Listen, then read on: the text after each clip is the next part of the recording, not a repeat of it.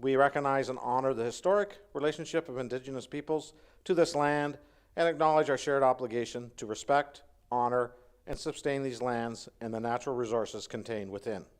We recognize all First Nation, Métis, and Inuit who call Belleville their home and support the need for cultivating a strong relationship with them. Indigenous people who first lived and currently live on this land where we all now reside together. I will call this meeting to order, and we are all present. Please remain standing for a moment of reflection with City Clerk Matt McDonald.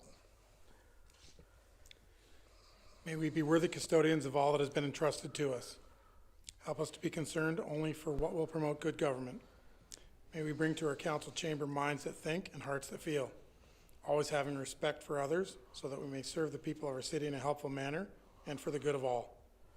Could we please remain standing for a minute of silence? We've had a great politician and a great friend, MP Darrell Cramp, I always call him an MP, pass away, and if we could just recognize a minute of silence for Carol Ann and the family.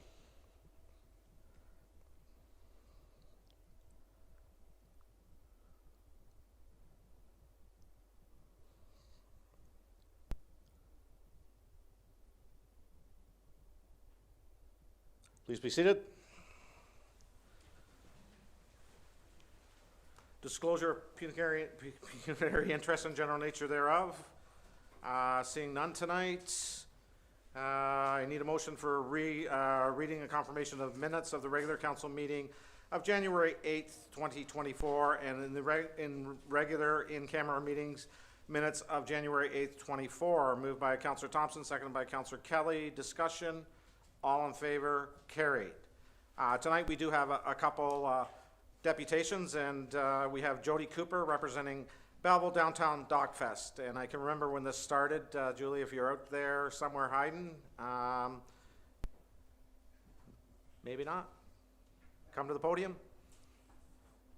And I just, sorry, I just want to, I've watched this Docfest grow over the years, and I'm not sure how many years you've been here, but I believe it was when I was first term of mayor or the second term, so we're aging all of us. But I attend every year to cut a ribbon or a key or a film, and I want to thank all the volunteers that you have and for all the time you put into this. It definitely has grown and grown. So the floor is yours.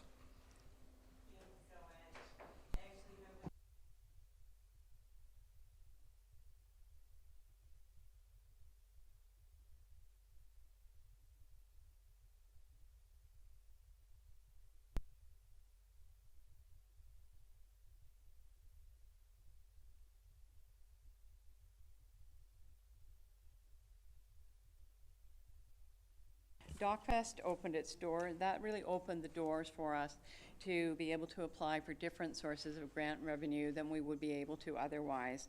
The committee includes filmmakers and other community members interested in film. We have a really strong board, and we have a great track record. And you're absolutely right. We've been around for, this will be our 13th year, so we're really excited. Okay. This doesn't seem to be. So part of what we aim to do is we really want to promote awareness and understanding of global issues, but also what's going on right here at home. And we strive to find documentaries that really fit the themes of what's important to our community. We definitely contribute to Belleville's social and economic well-being, and we'll share a little bit about that as we go. We really work hard to support the filmmaking community here in the Quinte region, and we're really proud to be home and host to so many local filmmakers.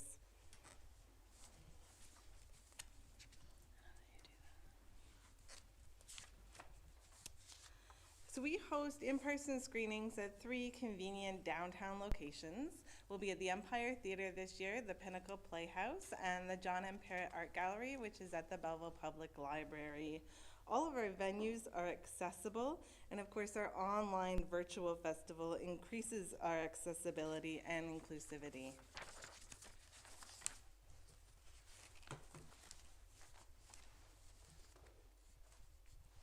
We launched our ticket sales December 1st, and our in-person weekend which starts February 23rd. Our festival passes are currently on sale. We will have rush seats available for most of the in-person screenings, and for most of those, they will be $13 cash at the door.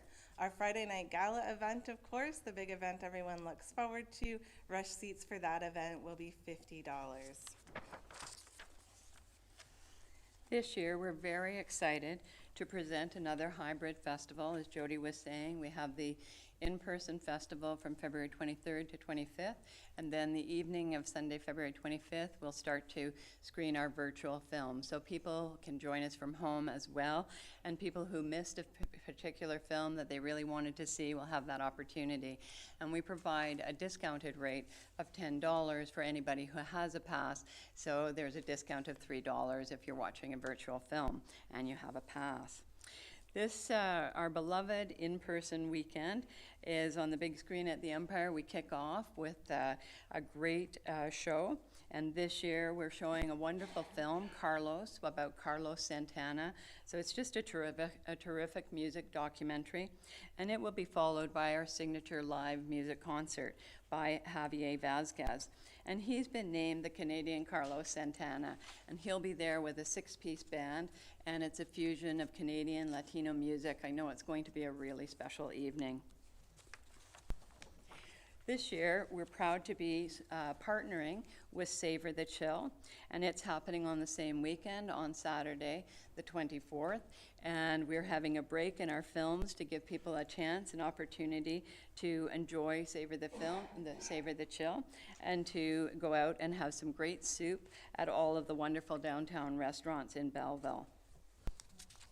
And afterwards, we're going to have warm seats at the film festival for people to come and watch a film after they've enjoyed the soup and been outdoors for a little while. We're also really proud to boast several educational partnerships within our community. We've been partnering with Loyalist College for about 11 years now, and our upcoming free event this Thursday, February 15th at 5:30 in Alumni Hall will showcase student films and will be a live competition where the top 3 to 4 student films will be selected, and they will go on to play over our Docfest weekend. We also offer a free school screening to grade 7 and 8 students each year, and this year is an important topic on digital safety and online reputations. We're also really excited to partner again with the First Nations Technical Institute. They are going to be our sponsor for the Saturday film, Boil Alert, and we also provide online screenings of that film for their students across the province. Sunday, we'll be closing with our Quinte Ballet School partnership and a screening of Swan Song.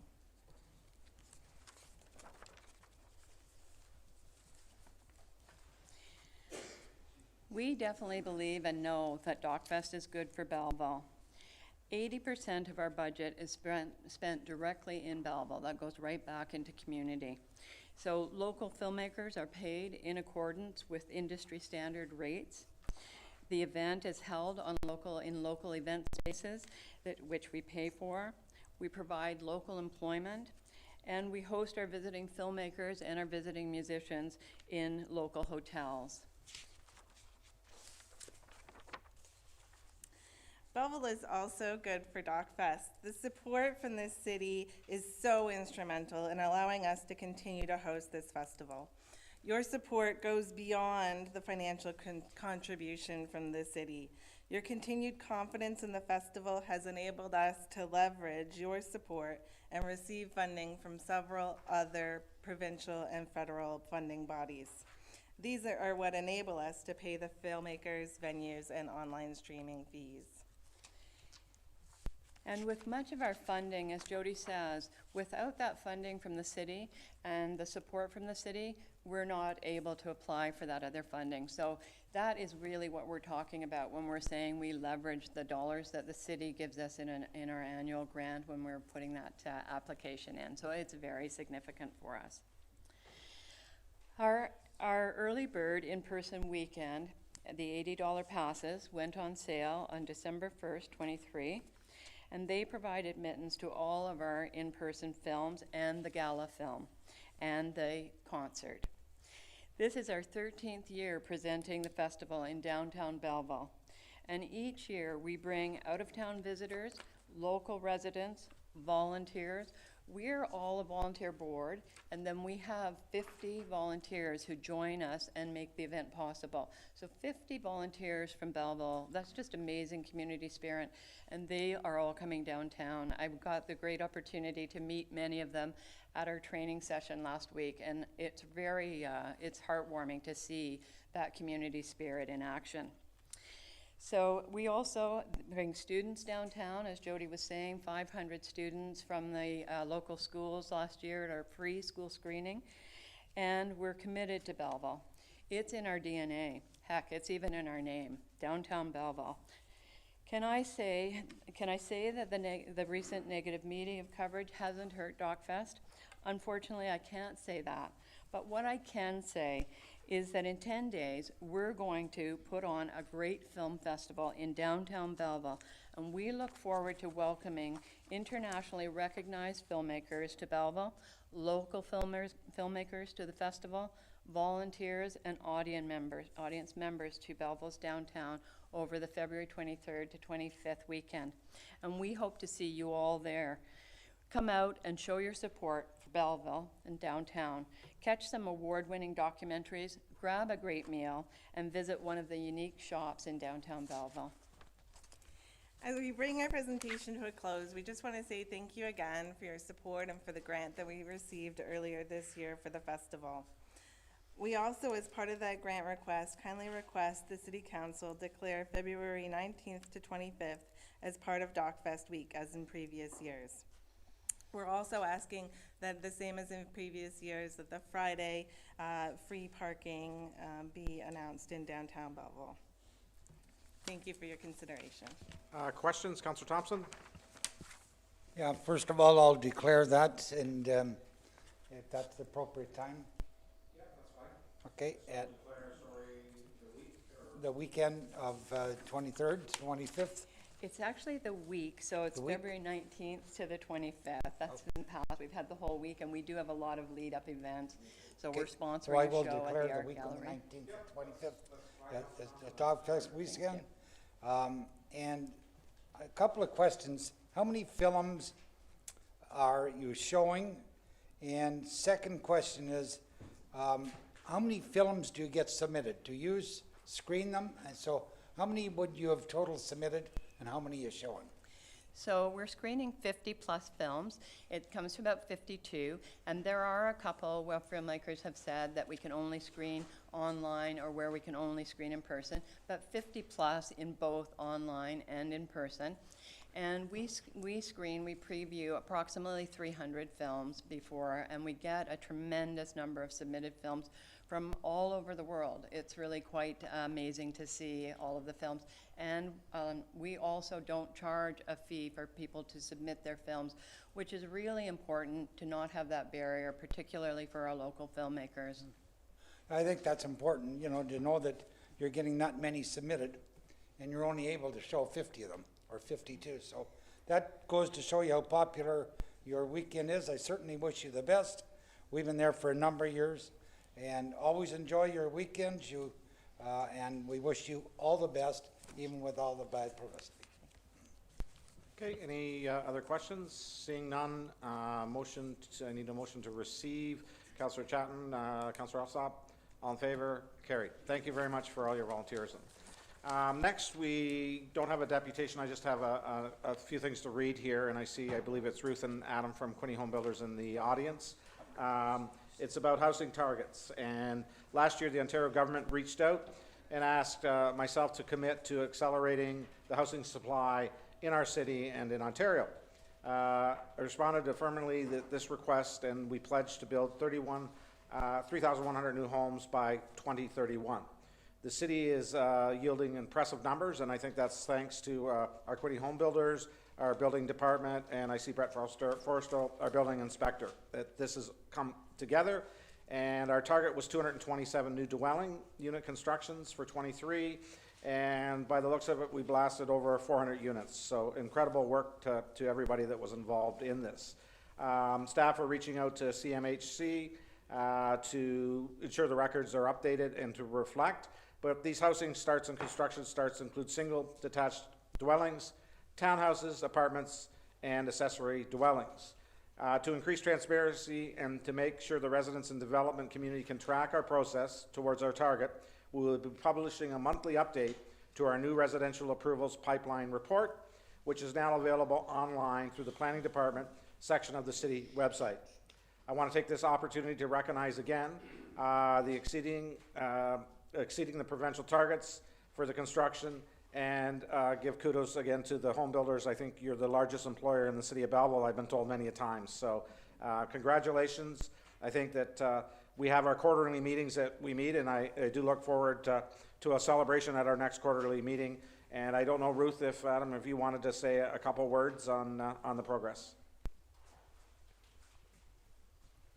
Thank you, Mayor and Council. Thank you so much for allowing us to come today and join in the celebration of meeting the housing targets. On behalf of the QHBA Board, our members, and residential construction industry, we're happy to be part of this celebration tonight, and also, want to continue to work with the city as a partner in housing, residential construction, land development, and building, and we plan on doing that. So thank you so much, and thanks to staff and council and the mayor for your contributions in this. Thank you. I don't know if there's any quick questions. I know that you, okay.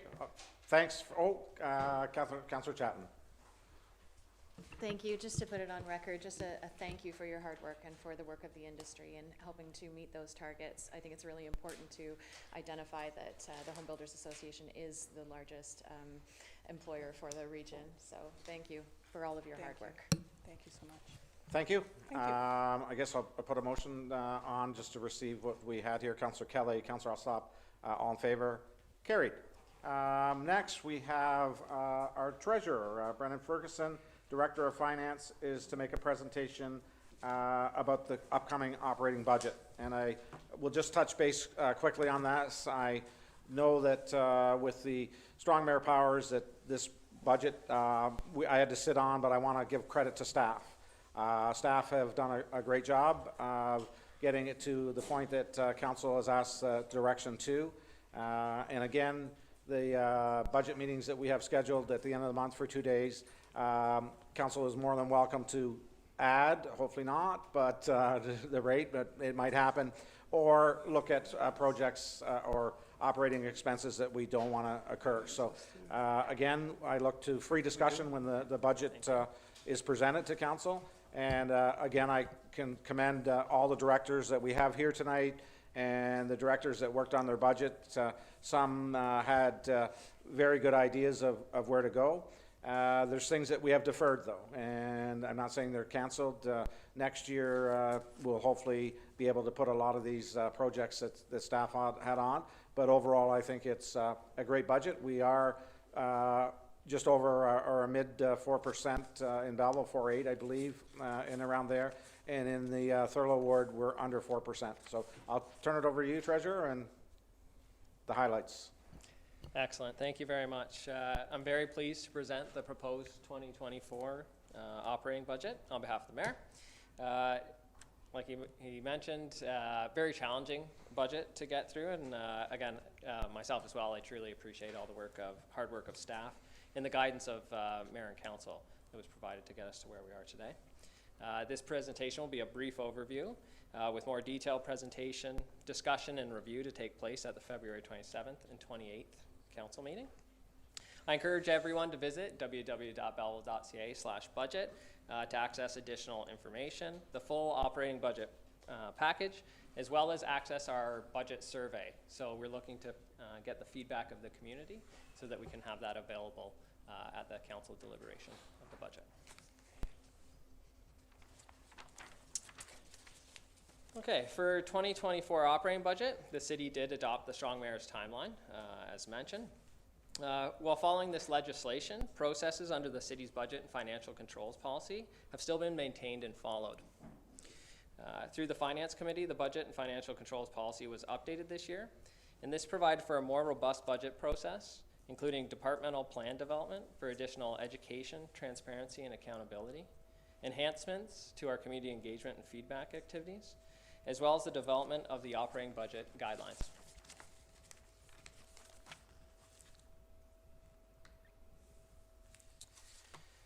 As noted, this is the first year for the departmental operating plans for the city. These plans were developed to align with the strategic direction of the corporation and provide an overview of each department, their roles and responsibilities in delivering municipal services, the overall budget requirements for the departments, past accomplishments, key performance indicators, and the operational initiatives for the 2024 year. These plans represent a key commitment to transparency and accountability and will continue to be updated year over year.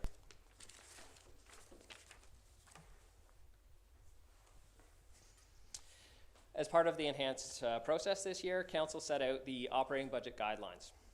The guidelines established were to bring forward an operating budget with a residential property tax increase not to exceed 5%, utilize the public feedback that we'd received to prioritize the budget items brought forward, focus on prioritizing legislative health and safety issues, as well as the maintenance of service levels in the operating budget, and bring forward only capital contributions at a moderate increase.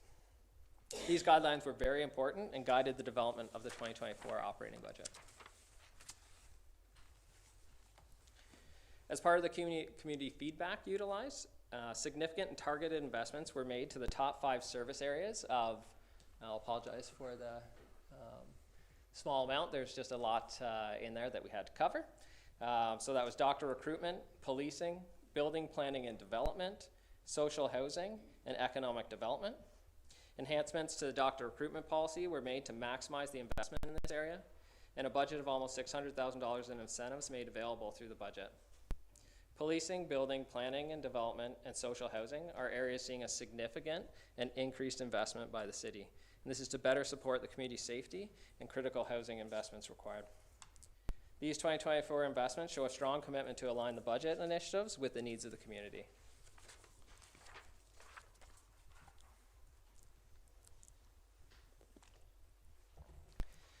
Again, a lot to get on the slide, but this gives an overview from a taxation perspective of the additional tax funds required before growth. And this totals approximately $7.3 million, or a 6.22% increase from 2023 before growth is considered. Base budget adjustments. These represent city funds required to carry on existing programs at the same service levels as the prior year. Base budget adjustments in 2024 total approximately $2.5 million. With increases in the year driven by the transition out of fire dispatch services, contractual service agreements, capital contributions required for new infrastructure, annualization of 2023 issues, and the reversal of the tax rate stabilization revenue utilized in 2023. There was also significant decreases in this area, and these were primarily related to estimated increase in supplemental tax revenue, general government cost allocation adjustments, and approved user fee revenue increases. City boards include the library and police boards and have increases totaling approximately $2.7 million, which are primarily related to increased police servicing. Where reasonable, external agency costs have been managed to utilize one-time funding where appropriate. However, provincially mandated services are seeing approximately a $1.2 million increase, which is associated with expected Hastings services costs. The remaining issues related to city departments being brought forward, these represent a 0.74% tax increase, or just $900,000 between, that would be D4 and D7. The large majority of this is being associated with the asset management contributions that are required and recommended. And for more information on this, there's a report from the accounting coordinator on your council package with the recommendations and reasoning for those increases.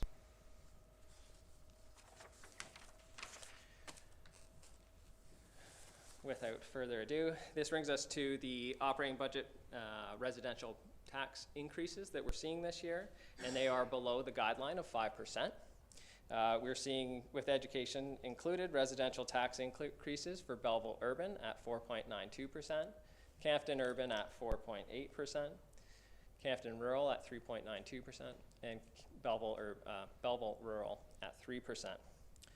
You can see a bit of a disparity between the urban and rural rates, and these are primarily driven through higher urban costing for fire and police.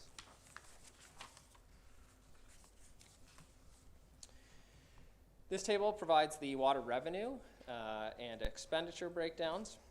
The increase in the water revenue is reflective of 0.75% rate increase for the year that was approved at Council on December 2023, as well as some estimated increases for interest income.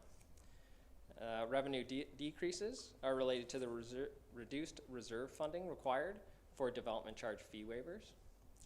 Expenses are also seeing decreases, and they're largely related to the estimates for development charge fee waivers that are being reduced in the year. There's also some offsetting increases in this portfolio related to general government cost allocations in the year. Positive here again is that the capital contributions are being maintained and increased, and this is to better support asset management planning.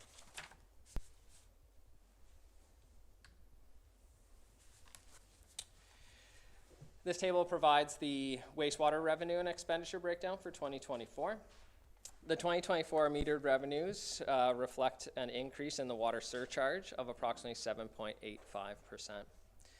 Decreases in the revenue, again, are associated with the reduced DC fee waiver reserve funding requirements, and we're seeing the same thing in the expenses, where we have reduced estimates for DC fee waivers impacting that portfolio. Again, similar to water, some increases on our general government cost allocations for this portfolio. Associated with those increases that we're seeing, they're largely driven through the requirements for capital for wastewater. So you'll see that there's a significant increase in the capital contributions for wastewater so that we can better plan for these capital improvements.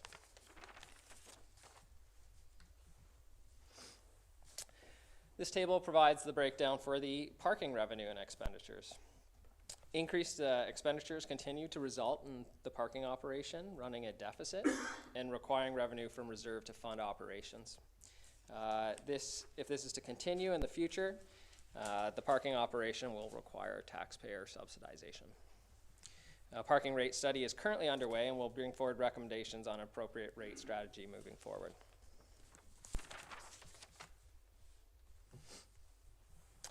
As previously noted, operating budget will take place on February 27th and 28th. For more information, again, please visit the website, www.belleville.ca/budget. A significant amount of budget information made available, as well as the online survey. We're looking to get the feedback from the community so that we can make sure they're incorporated into the decisions of the operating budget. So I don't know if there's any questions. I know we got lots of questions once the budget is at the end of February, but Councillor Millett, you have one? Yes, through you, Your Worship. It's just a quick question to Brandon. The online survey, has it been well received, or do we have any indication of numbers? We do. I didn't want to give away too much, but we're having some great response so far. We'll continue to reach out and provide some media, but right now we're about 450 respondents. Great, and it's encouraging to see that, because, you know, the cynical view is that we're just doing that as lip service, and it's encouraging to see that in the report that you gave today that some of the priorities are actually being acknowledged there, so thank you. Oh, and by the way, I'd like to advise my fellow councillors, pack a lunch for budget days. A budget will, or a lunch will be provided. Motion to receive the report. Councillor Chatton, Councillor Enright Miller, all in favor, carried. Next, we have a correspondence from Bay of Quinte Regional Marketing Board about the payment of January scheduled request letter. Councillor Thompson? I'll move that we receive and accept the request to pay it in one lump sum. Okay, so we're, one lump sum and receive it. Okay, seconded by Councillor Alsop. Discussion? All in favor? Carried. Thank you. Next, I need a motion to go into the Committee of the Whole, resolution that Council rise and go into the Committee of the Whole to hear and consider reports, passing of recommendations and resolutions with Councillor Millett in the chair. Moved by Councillor Chatton, Councillor Carr. All in favor? Carried.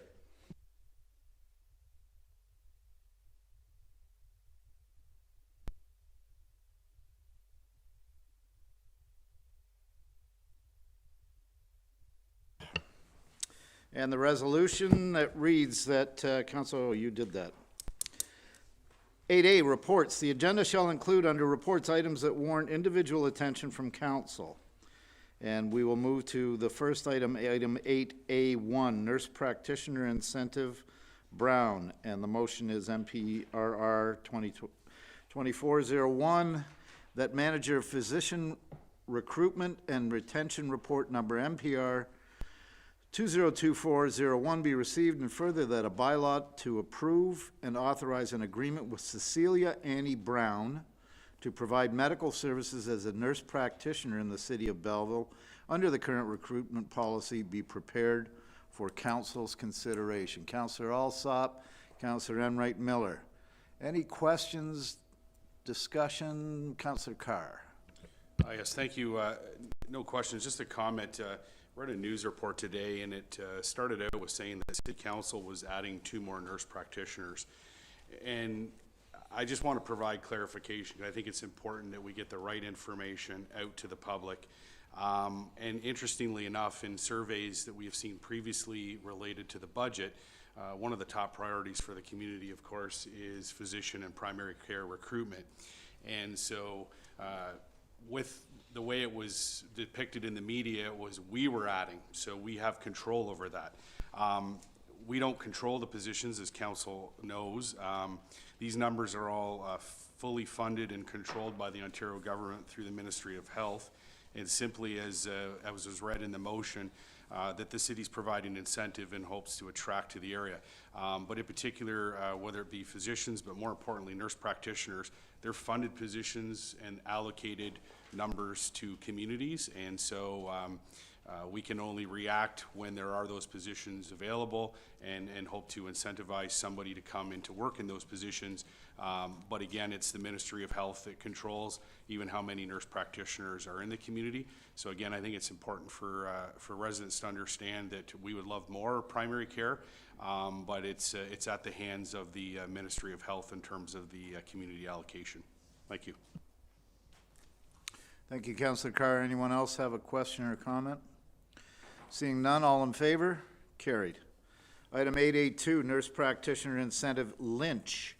And the resolution reads that manager of physician recruitment and retention report number MPRR 2024-02 be received, and further that a bylaw to approve and authorize an agreement with Margaret Lynch to provide medical services, I take that is, it says medial, as a nurse practitioner in the city of Belleville under the current recruitment policy be prepared for council's consideration. Councillor Chatton, Councillor Kelly, any questions or discussions on this one? Councillor Kelly. Just a comment through you, Chair. I know Dr. Karen Clayton-Babb, who's running the nurse practitioners clinic in Belleville, and I spoke to her a couple of weeks ago with these 2 new signings, if you will. And Dr. Babbs was telling me how difficult and challenging it is to get nurse practitioners now to come to your community and practice, because as we know with doctors, there's a real need for nurse practitioners. So just wanted to welcome Cecilia Brown and Margaret Lynch to the city of Belleville. Thank you for your knowledge and commitment to the city, and we hope to see you here more than 2 years. Thank you. Thank you, Councillor Kelly. Anyone else? Seeing none, all in favor? Carried. Item 8A3, removal of an H holding symbol at 99 Cloverleaf Drive. And the resolution reads that a bylaw to authorize the removal of the H holding symbol for 99 Cloverleaf Drive, City of Belleville, County of Hastings, be prepared for council's consideration. Councillor Chatton, Councillor Alsop. Questions, comments? Seeing none, all in favor? Carried. Item 8A5, purchase of 2 rural fire rescue trucks. Whoa, wait a minute. Oh, 8A4, another H holding symbol. Item 8A4, removal of H holding symbols at 7 Aldersgate Drive. And the resolution reads that a bylaw to authorize the removal of the H holding symbols for R6-34H and R544-H zones at 7 Aldersgate Drive, City of Belleville, County of Hastings, be prepared for council's consideration. Councillor Carr, Mayor Ellis, any questions, comments? Councillor Carr. Thank you, Mr. Chair. So this is for 88-unit, 3-story apartment building, and the mayor alluded to it earlier that we'll be having a public-facing tracking system for applications, but I think it's important to highlight this one because I asked questions of staff because I recall this coming through planning, getting approved by council for zoning.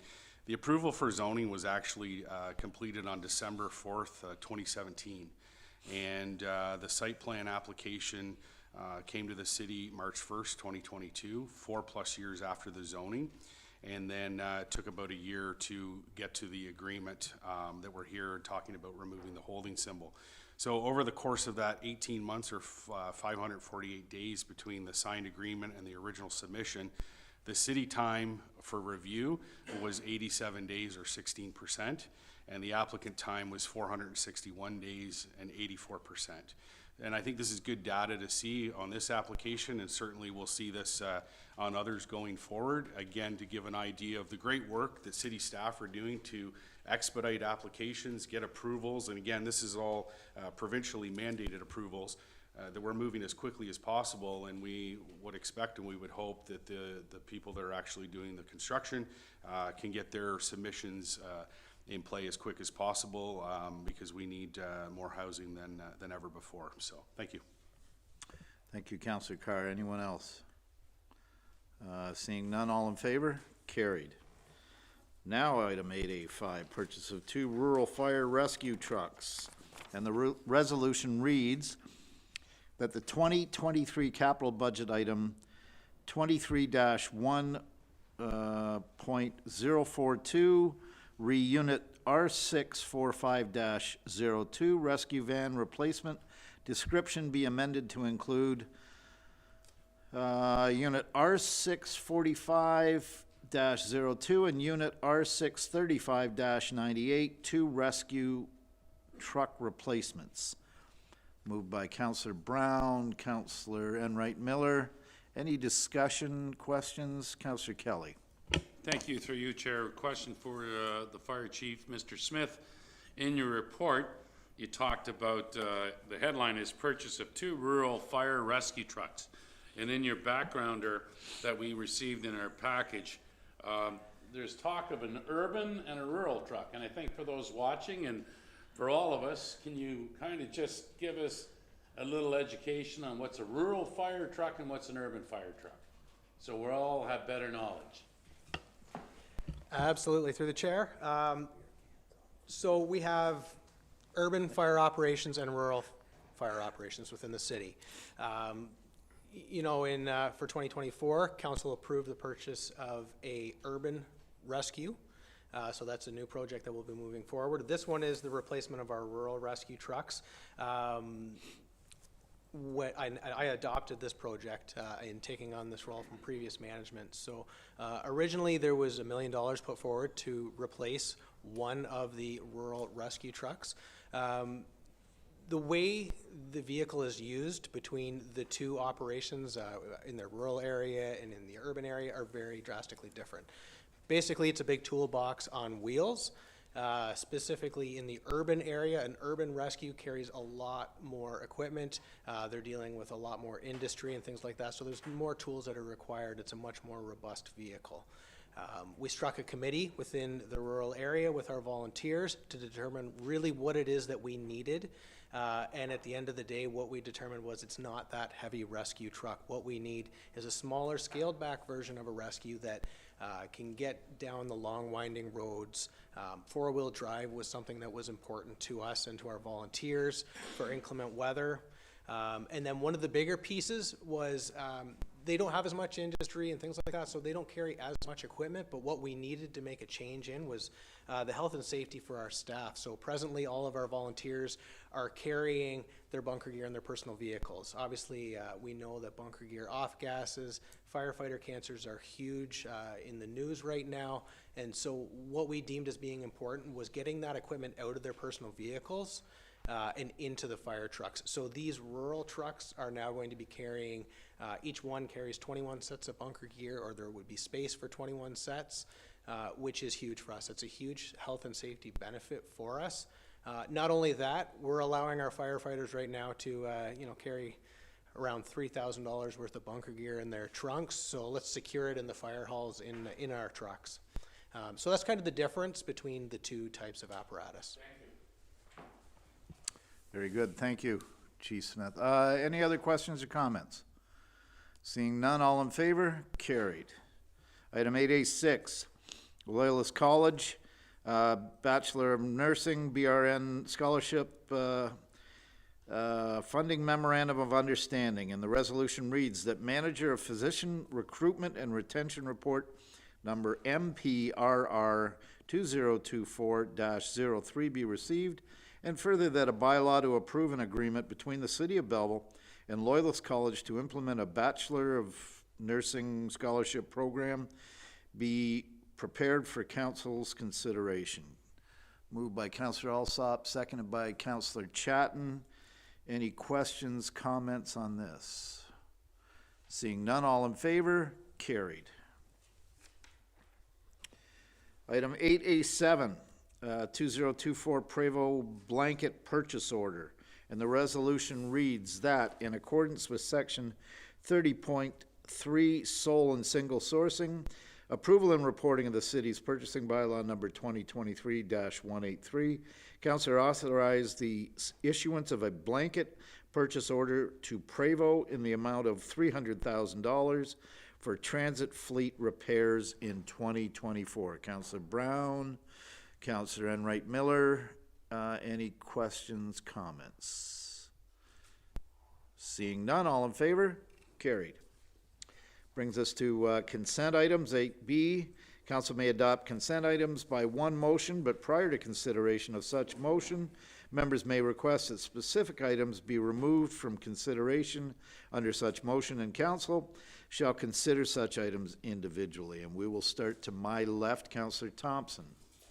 No, thank you. Councillor Carr. No, thank you. Councillor Enright Miller. No, thank you, Chair. Councillor Alsop. No, thank you, Chair. Councillor Brown. No, thank you. Councillor Chatton. No, thank you, Chair. Mayor Ellis. No, thank you, Chair. Councillor Kelly. No, thank you. Woof. And the yeah, I know. And the resolution reads that consent items be accepted as listed. Motion, Councillor Alsop, Councillor Chatton, all in favor? Carried. Okay, wow, didn't plan to blow through those like I did. Brings us to Council for Information Matters, 8C. Council may adopt consent items by one motion, but prior to consideration of such motion, members may request that specific items be removed from consideration under such motion, and council shall consider such items individually. And we'll start the other way. Councillor Kelly. Yes, I'd like to pull a letter Item number, please. 8D, and that is from the municipality of Tweed. So 8C2D, is that what you're saying? Yes, that would be correct, Chair. All righty, thank you. Mayor Ellis. Your mic, Sean. I have a few here. I have 8C2A. 8C2A. C. And one more is F. Okay. All right, Councillor Chat. No, thank you, Chair. Councillor Brown. No, thank you, sir. Councillor Alsop. No, thank you. Councillor Enright Miller. No, thank you, Chair. Councillor Carr. The two I ever pulled, thank you. Councillor Thompson. 2 has been pulled by the mayor. All right, so we will start at item 8, sorry. 8C1. Do I want to do that? Oh, and the resolution reads, what are you snickering at? We're just laughing at my poor ineptitude. Item 8C, that the agenda items received with the exception of items 8C2A, 8C2C, 8C2D, C, and F be approved, or be received, sorry. Councillor Alsop, Councillor Chatton. Mayor Ellis, you requested 8CA2? Oh, wait, whoa, I gotta get that motion carried. All in favor? Carried. Now, let's go back to Mayor Ellis. I'll just make this quick. It's a resolution from the town of Orangeville for the Ontario government to commit to undertaking with a comprehensive social and economic prosperity review and to promote the stability and sustainability of municipal finances across Ontario. Quick point of order, sorry. Yep. You need a seconder for Yeah, us to go into it? Yeah, I'll second and I was it. just reminded, thank you, Councillor Okay, Chatton. I'm done. So basically, it's to do with financing and the inadequacy of provincial financing to the municipalities. Anything further on that from anyone? Seeing none, all in favor? Carried. Mayor Ellis, you also asked to pull 8C2C.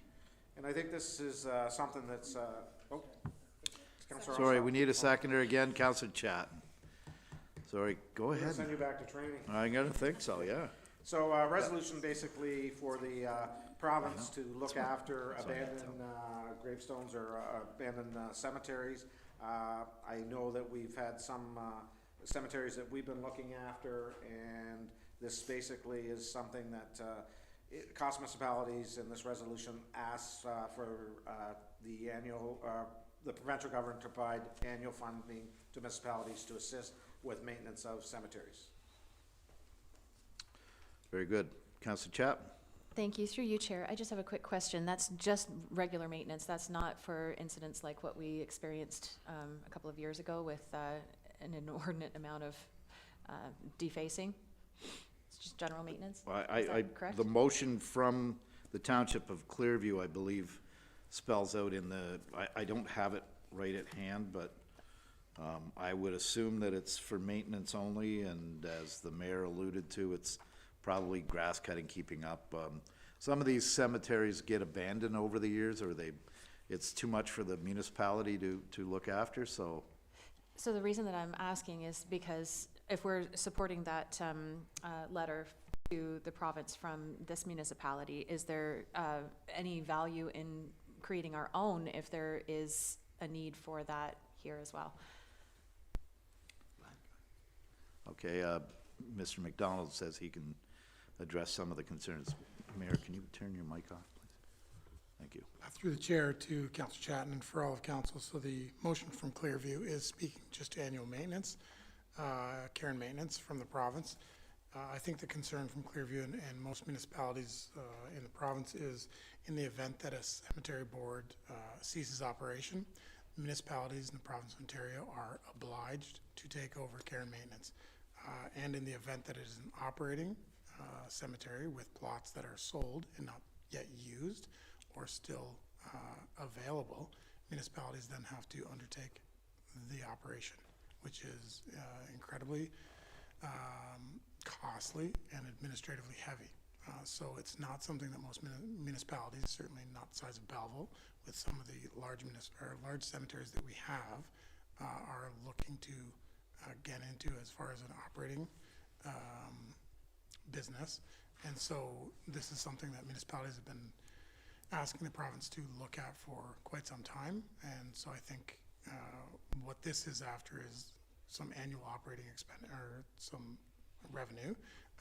What I think you're looking at is something separate for when there is vandalism or damage to cemeteries that are still under control of a board or the municipalities. And we have we file a report annually. I think we have 8 that are under our care that are all just monitoring and maintenance, not operating. We fund the operations of those now, including restoration when there's damage. So certainly we can send something of that nature off to the Bereavement Authority of Ontario. I'd appreciate that. Thank you very much. Councillor Thompson? The way it reads is cemeteries that are turned over or abandoned, will that include any that's been turned over to the city already? Because we have some that are under our control right now, so I'd like to make sure that those ones that have been turned over to her are included in that motion. Mr. McDonald? Through the chair to Council Thompson, I think it would, yes. Thank you. Any further discussion, questions? Seeing none, all in favor? Carried. Item D, Councillor Kelly, you pulled that one. Do you wish to make the motion? Yes, I'd like to make the motion that we support the resolution from Tweed sent to the province of Ontario, just to keep everybody in the loop. Tweed is requesting that the province... Can we get a second on that? Oh, sorry. Mayor Ellis, thank you. Sorry about that. I'm getting back to the rules and regulations here. It's, I thought you weren't going carry to on, carry on. Yeah. Anyway, just Tweed, Mayor Don DeGenova and the team there, our municipal partners are hoping that the province will put the $6 billion back to help with Ontario's infrastructure improvements. And we all, a couple of years ago, would go to Service Ontario and pay $120, and that's about $1 billion a year. And I think we should support this resolution because there was a few of us here at the table. We were recently in Toronto at the Roma conference, and we're hearing that from over 300 municipalities that were there 3 weeks ago, the challenges on their municipalities and need more from the province. So I'll leave it at that. Any further questions, comments? Councillor Carr? Thank you. I just wonder if my, I don't want to turn this into question period, but my colleague, considers the fact that what's being asked here is for the license plate renewal system to be reinstated where residents are paying for stickers again, and that the motion actually calls for the redistribution of that sticker fees to the tune of about 2.5 million equally to each municipality.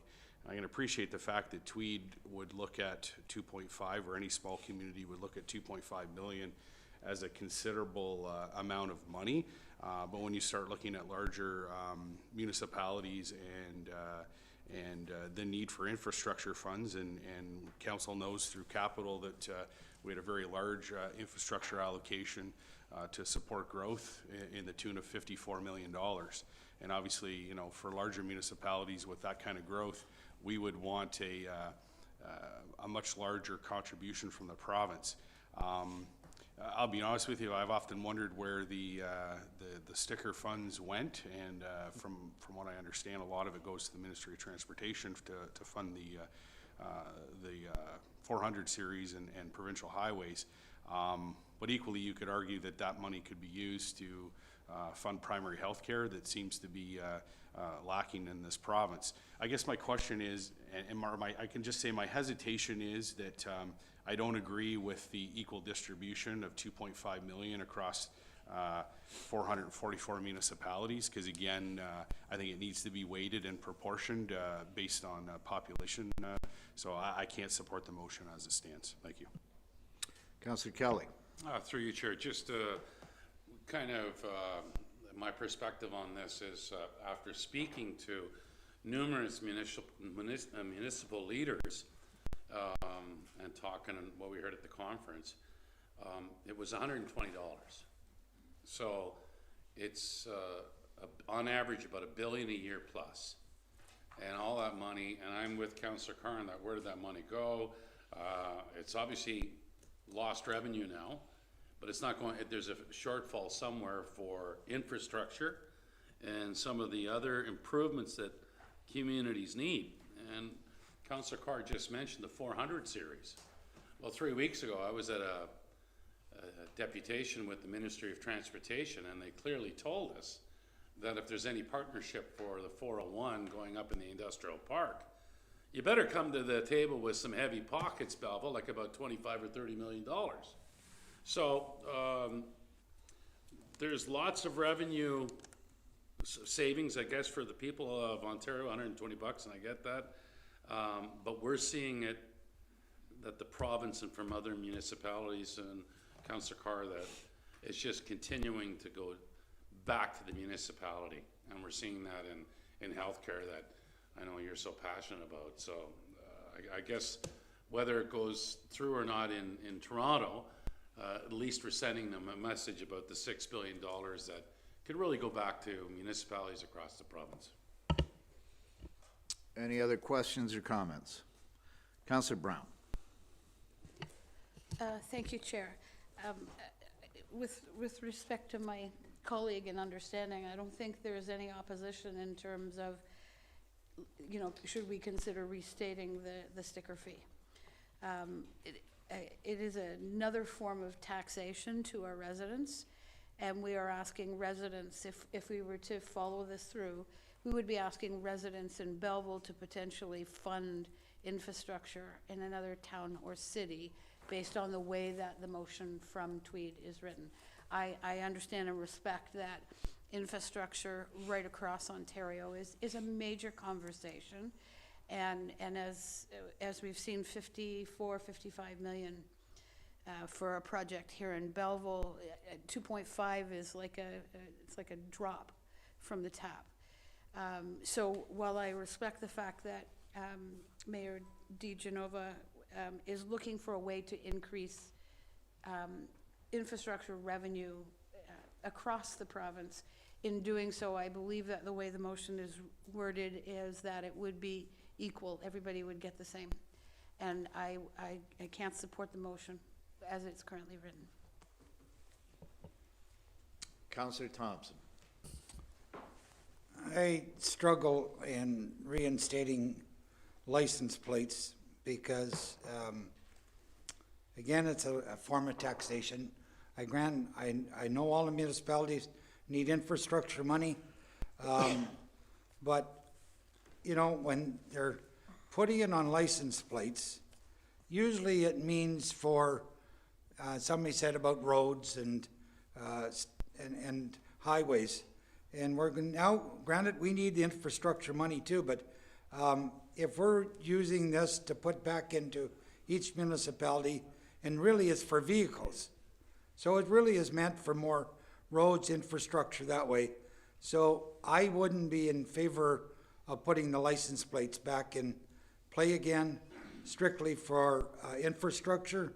If it's infrastructure on roads and highways, which we need, we want the bare intersection, and there's no promise there.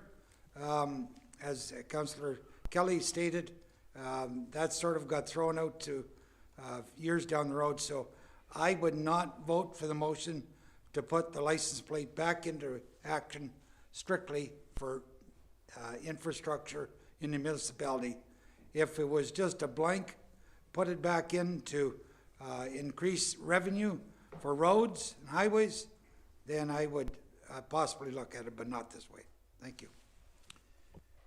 Councillor Enright Miller. Thank you, Chair. Just a comment. When you see the number $6 billion, that's a lot of money. Nobody likes to pay for stickers for their vehicles, but nobody also likes to be stopped by the police when you haven't renewed your sticker online free.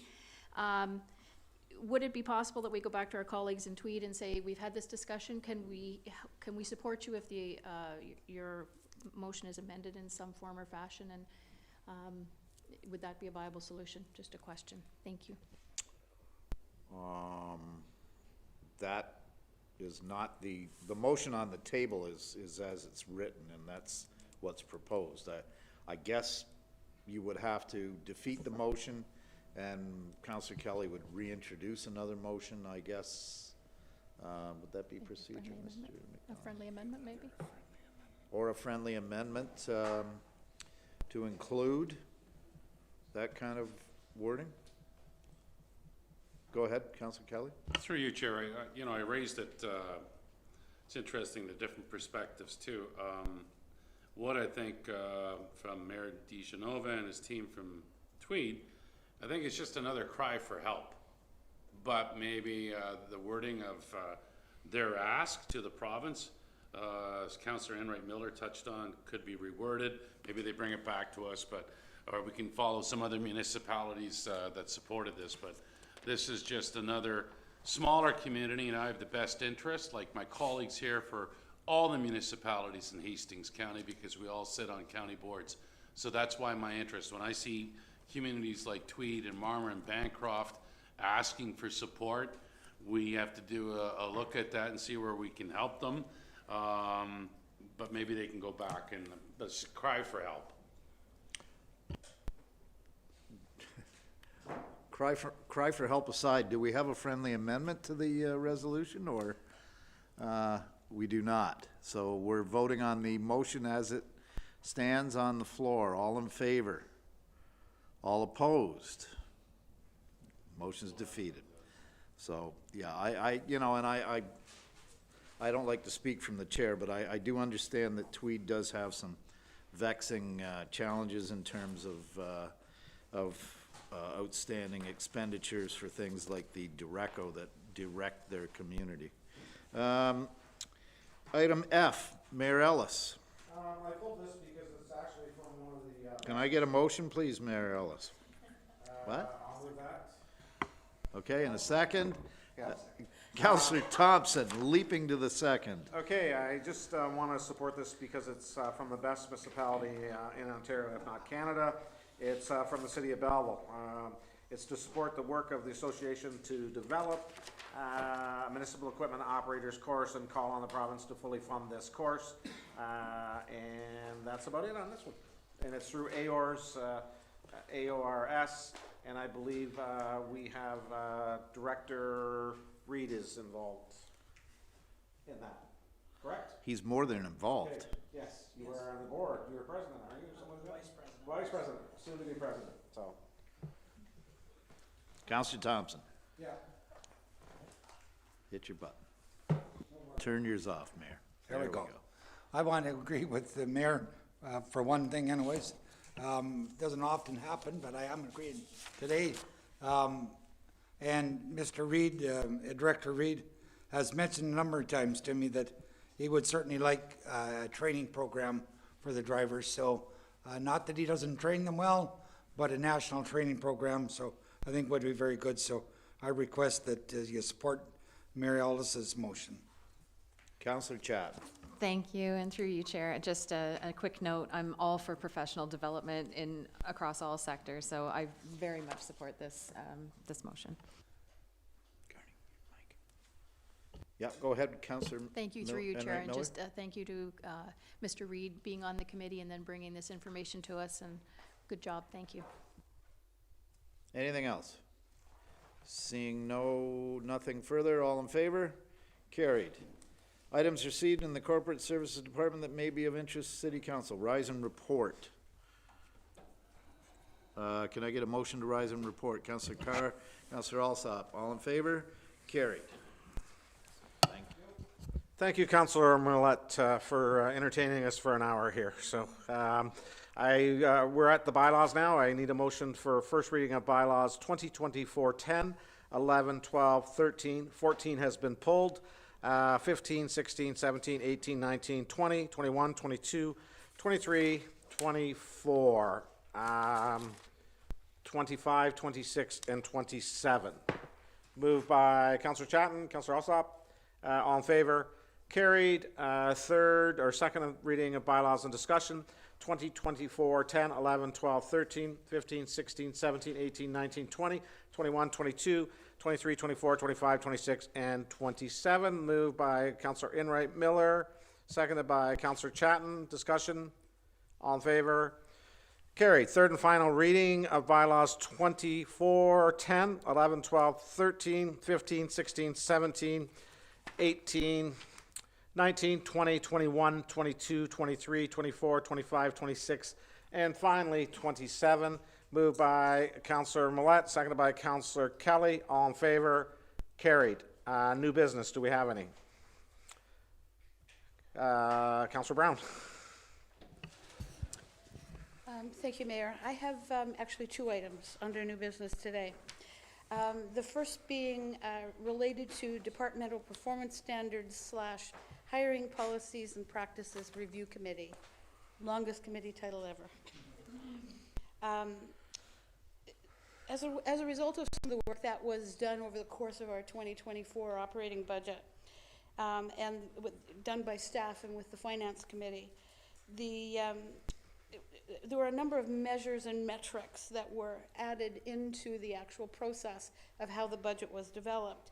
And to reduce duplicating work, we want to make sure that the taxpayers are getting good value for their money.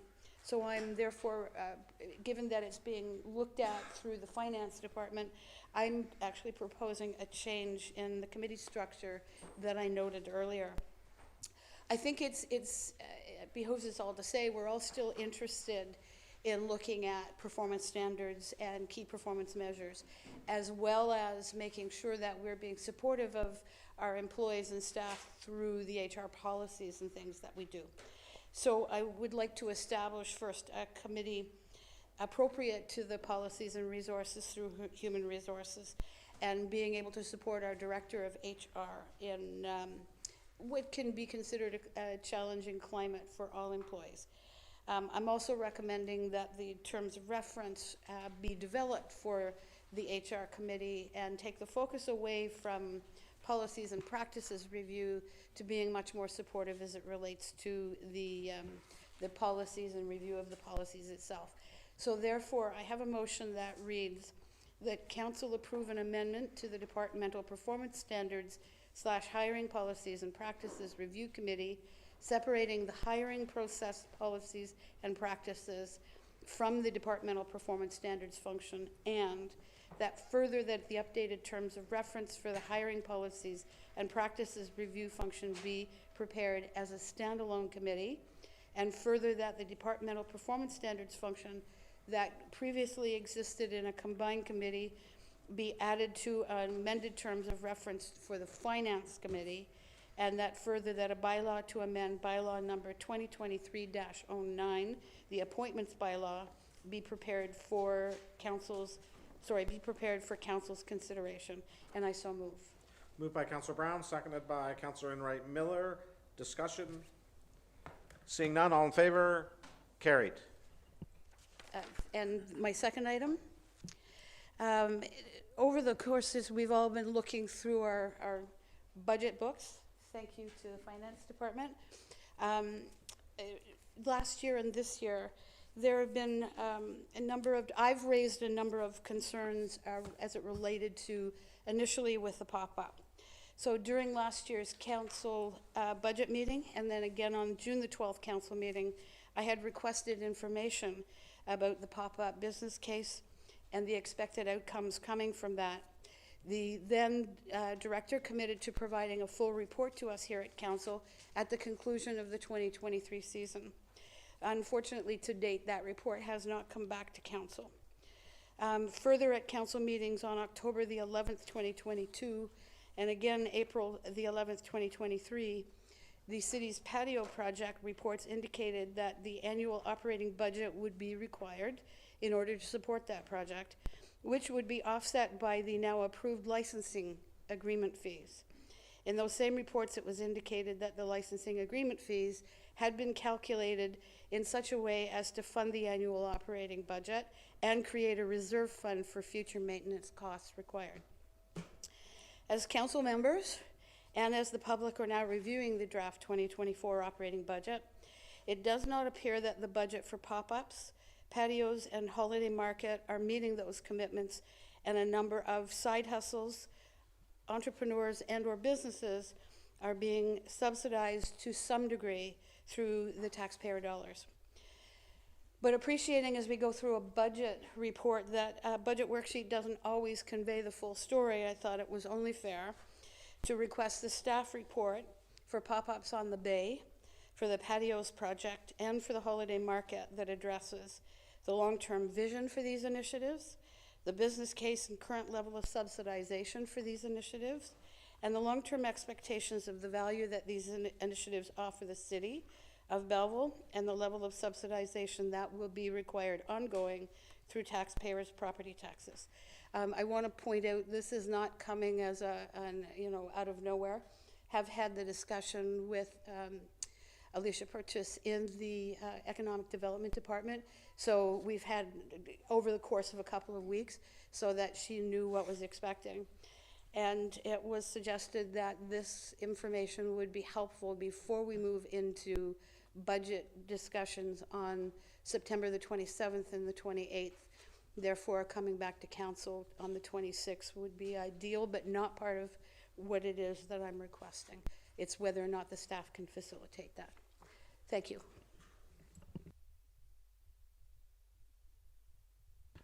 Thank you, Councillor Brown. Any more new business? Councillor Chatton? Thank you, and through you, Chair. On the heels of the request to the province for support and funding due to our state of emergency regarding recent overdoses in the downtown core, I do realize that this is part of public policy. It is a purview of the Ministry of Health. However, we have a positive obligation to be capable partners with the province. I would like to request that staff be directed to investigate other Ontario municipalities that are operating a long-term detox facility and to provide recommendations to council on next steps that we need to take in order to get this detox center closer to a reality. It is my humble opinion that this is long overdue. We've had these discussions again and again. It is incredibly important to this community to get out in front of it. So if I can be so bold as to put that under new business, I would like to have a report to council. Yep, and I think that can be done. Councillor Alsop? Just seconding it. Do we need a motion for this? No, we don't need one. So, okay. Any other new business? Motions? We have a notice of motion, or a motion here, I guess, from Councillor Carr, that Bylaw 2019-183 being a bylaw to impose water and sanitary sewer connection charges to recover the capital cost of installing water and or sanitary sewer work in the urban service area be amended by amending the connection charge imposed section to read that the owner of the pre-existing construction residence shall have an indeterminate amount of time for the date of the notice to construct and install at the owner's sole expense a private service connection to connect to waterworks or sanitary sewer, and that the wording shall become mandatory be removed as it pertains to pre-existing constructed residence, and that a provision be added which requires any new construction on the existing lot shall require an immediate connection to waterworks and or sanitary sewer. Moved by Councillor Carr, seconded by Councillor Enright Miller. Councillor Carr. Thank you, Mayor. I would like to change one word in the second portion where it says an existing building or an existing lot. To change that, to strike out existing and put in building lot. Building lot. Okay, is that fine with, yes, okay, that's changed. Okay, thank you. So back in 2019, as the bylaw was passed, it basically makes it mandatory for residents to hook up when water and wastewater goes by their house. And this is in particular to pre-existing neighborhoods or pre-existing homes. And in this instance, as of right now, the 2023 charge, it's not updated yet for 2024, is $11,346. But in addition to that, it says private service connections. Property owners are responsible to complete the physical service connections and must hire a private contractor to bring the service from the water main or sanitary sewer to buildings on their property under a building permit. The full cost of the water and wastewater service pipe from the main to the building is paid by the property owner. And so I've actually had some residents reach out, and I think it's important first to point out that when we're laying water and wastewater, it's typically for a large development. And I'll use Farnham Road as an example. We have a number of subdivisions that continue to expand there that require these services.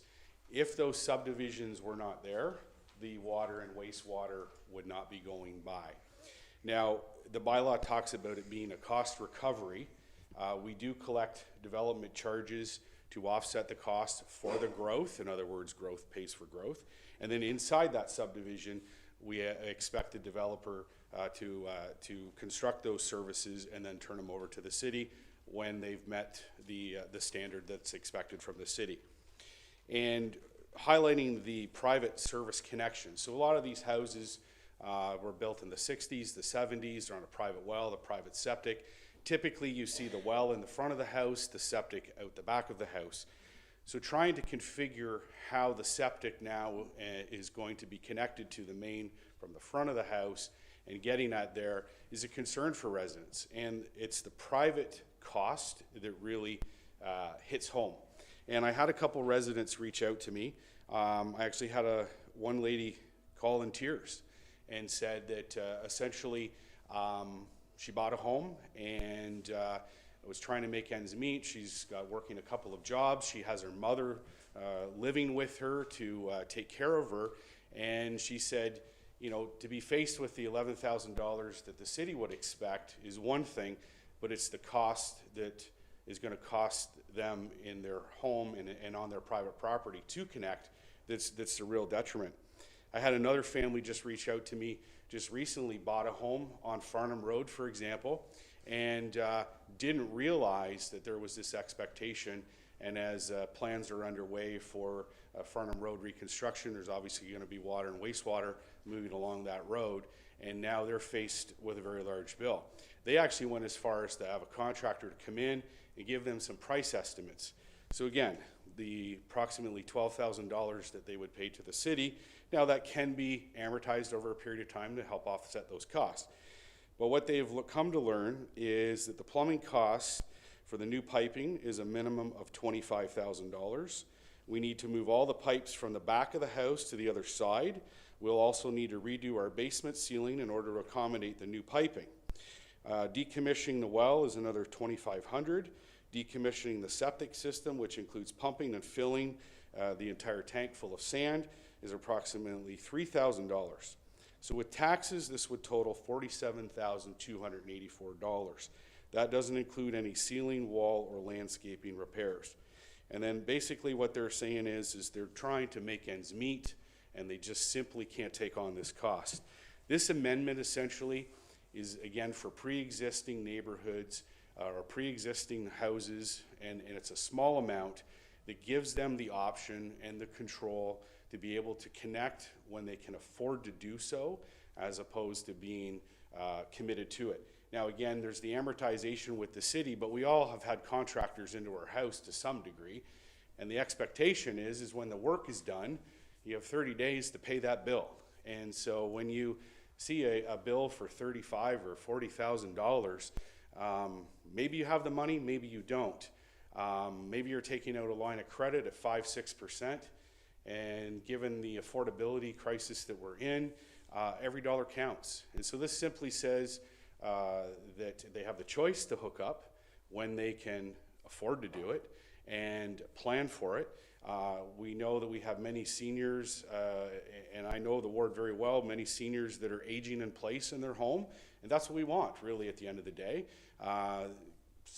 Councils for many years have provided the low-income tax credit for seniors for that very reason, is to help people afford to stay in their home and age in place. And we know that there's better health outcomes when people age in place in their own home. But being able to do it, you have to do it affordably. And you know, I know many residents who built their houses in the 70s never dreamt the growth that would occur, that has occurred. And these residents haven't been the NIMBY residents who said, we don't want the subdivision, we don't want the growth. They're comfortable with it. They don't mind the integration that's occurring. But the expenses that they're being asked to take on, particularly on their own private property because of this bylaw, is just simply cumbersome. This gives the option to them to decide when it's affordable for them. And again, the intent of the bylaw is cost recovery, but I recall my very first term in council, we ran water down Bell Boulevard to the extension when there was nothing there. And we paid that price out knowing that eventually companies and businesses would build and hook on. And they're doing that, and we're recovering those costs at that time. This is no different. Some people will probably want to hook up simply because they're concerned about their well, their septic system may be suspect, and so it makes good sense for them to do so. Others may say simply, we just bought a house and we've been paying and paying and paying, and we need to just catch our breath, put some money aside and plan accordingly, which I think is reasonable. And then we have others that are barely holding on and simply want to be in their house, take care of their elderly mother, and don't want to take this expense on. And I think at the end of the day, when we're collecting the DC charges that are, or the development charges that are occurring, and that we are seeing that growth occur, we shouldn't be asking the residents to foot that bill, take on that expense, because of that growth. So I would ask staff or council here to support this amendment. I don't think it's large in scope, but very important from an affordability perspective. Councillor Millet? Thank you, Your Worship. Through you to staff, I guess. I'm not sure who could answer this. Do we know how many of these pre-existing constructed residences, or in this case, homes that would be grandfathered from this requirement? Does anybody know how many we're talking here, or Councillor Carr, if you may know, or? No? I'm looking around, staff are giving, pardon me? I think if you wanted that answer, we would have to maybe collect that information, or at least give a good estimate based on sort of looking at the records. We don't have that information at hand. Okay, well, I certainly don't want, and I'm fully supportive of Councillor Carr's motion, because, you know, as you pointed out, this can be quite usurious to some of these homeowners, some of these exorbitant fees, and Lord knows that right now we don't need to be burdening homeowners or would-be homeowners with any further expenses. I know that at some time, and we had this discussion, I think, some weeks ago when we were at a conference, I believe, myself and Mr. Bove, recalling the time several years ago when the extension of services went along Riverside Park in the West Moira area. Now, those of you who may or may not be aware, there are some older homes when that was part of Thurlow Township, and some of those places along there actually had septic and wells. And I remember at the time, this, I may be dating this all the way back to the 80s or early 90s at the very least. Again, I'm ancient. There was a big hue and cry that these people were being forced to connect at their expense. And I mean, my other concern is, I guess, okay, what about any of the others that are now in the urban area? And there were some in the city historically who had connections, or I'm sorry, not connections. They didn't have connections. They were on their own well and septic, were forced to connect. Are they now going to come forward and say, I would like a refund on the monies that I spent at that time? They're not big things. I don't think they're big numbers, but it's something that we have to consider. And I would like to know at some point, and again, I'm supportive of this wording, but pre-existing constructed residences, how many would be grandfathered in this? Because, I mean, it could be a fair number. And I mean, if we've got areas where, and as a guy who'd formerly been on a well and septic for almost a decade, I'm well aware that sometimes things can go wrong. Anybody who's ever been on a septic or had to deal with a septic, you know that things can go wrong. And in a neighborhood that is built up and is using sanitary services provided by the city, all of a sudden your neighbor's septic, your neighbor's neglected his upkeep on his septic. You've got migrating issues off-site onto your property. Those are things I think we have to consider, and from a health standpoint, they're very real. Again, these are all issues I think that need to be answered before this motion is fully supportive, and at least in my book. But if we're going ahead with it today, fine, I guess I'll support it. We can get that information afterwards. But I think there are a few variables that I would feel more comfortable having at some point. Thank you. Councillor Chatton? Thank you, and through you, Chair. I also received phone calls and emails from residents in your ward, and I'd just like to posit that it's actually more than cumbersome to some out there. It is catastrophic, and the sense that I received from the complainants that were calling me was that this would lead to them having to list their homes. And that was not something that they intended to do in any short order. So I think it's very important to support this particular motion. I think that the powers of people's homes does need to land within the owners. Councillor Thompson? Just to need a little clarification, Councillor Carr talked about two fees the 10 or 11 or 12,000, and then the installation. So are we proposing that both of those charges be set off and do whenever they feel they can do or afford to do it? That's just the one question, is both of those charges being redistributed? Councillor Carr? Yes, thank you for that. Well, obviously, we can't dictate, well, maybe we do right now, dictate what they're spending on private property simply because the bylaw says you must hook up. But all we would be foregoing is the $11,000 connection at that particular moment in time. The 25 to 30,000 is what their expenses would be on their own property because of this bylaw that requires a hookup. So it's only the 11,000 of which we really have control over. Although with the bylaw existing right now, we're forcing the entire expense. Yeah, further then, so that $11,000 or $10,000 charge, that's the fee that the city would be being reimbursed. So I just need some clarification. Can that be installed at that time and paid over 10 years? Or that's, I guess, the question. Can the city, because that's the one charge, if it was installed at that time, and then the homeowner say, or give it to the homeowner to say they paid over 10 years.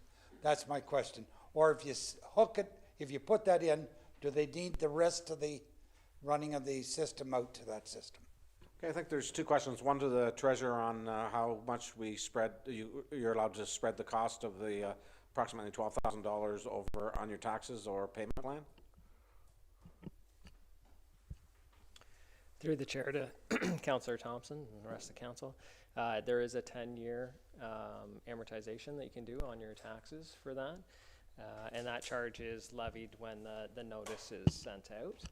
They can pay, they have a few payment options, one of them being to pay in installments over 10 years. Okay, and the second question would go to Director DeCola or Director Ashton.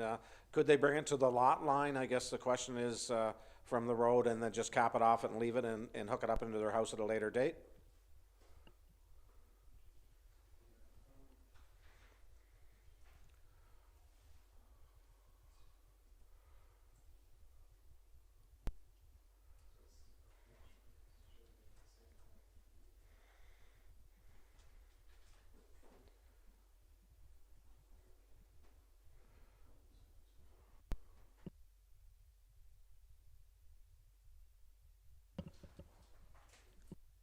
Would you like to get back to us on that, I guess, or?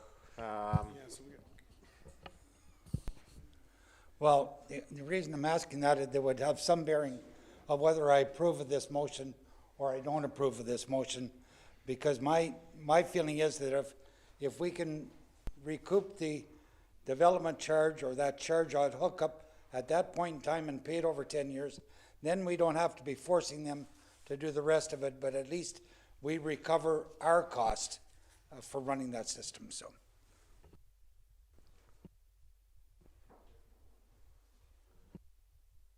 Come back, Councillor Kelly, you have a quick question and we'll come back to that.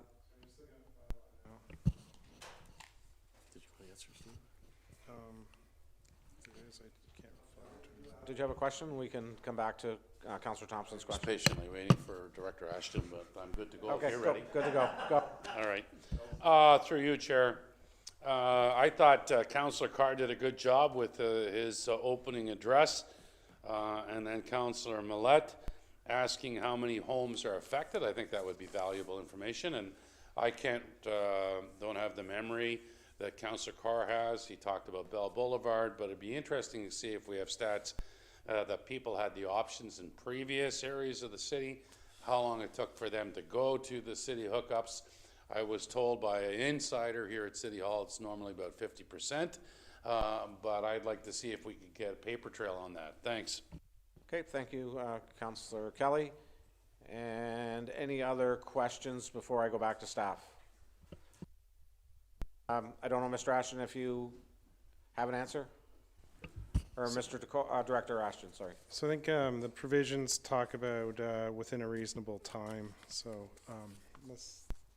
it was within a reasonable time that they have to connect. I don't think it's actually stated. I'm looking for the date to see if there is a specific time, but it's sort of within a reasonable time they have to connect up to the private service or to the public services.